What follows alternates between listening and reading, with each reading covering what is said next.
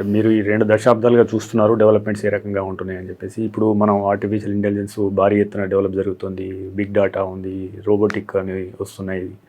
So next 10 ఇయర్స్లో ఈ cancer వైద్యంలో ఎలాంటి మార్పులు వస్తాయని మీరు ఊహిస్తున్నారు? జీన్ థెరపీ ఒకటి చాలా పెరగచ్చు. ఇప్పుడు అన్ని క్యాన్సర్లు కూడా జెనెటిక్ లోపం వల్ల వచ్చే క్యాన్సర్లే. అంటే అది ఇన్హెరిటెడ్ అయినా అవ్వకపోయినా ఈ మామూలు కణాల లోపల మామూలుగా ఉన్న కణం క్యాన్సర్గా ఎలా మారుతుంది?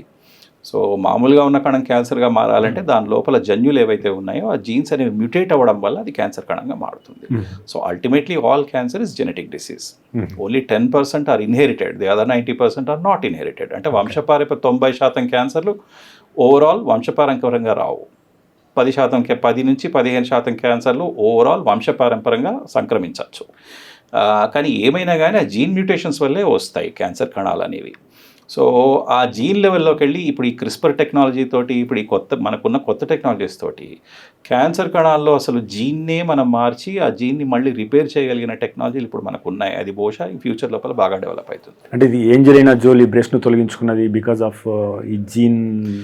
అది ఒక విధంగా అదే. ఇప్పుడు ఏంజెలినా జోలీ వాళ్ళ మదర్కి బ్రెస్ట్ క్యాన్సర్ వచ్చింది. సో ఆవిడికి వాళ్ళ మదర్కి చెక్ చేయడంతో BRCA1 అనబడే ఒక జీన్ లోపం వల్ల ఆవిడకి బ్రెస్ట్ క్యాన్సర్ వచ్చిందని తేలింది.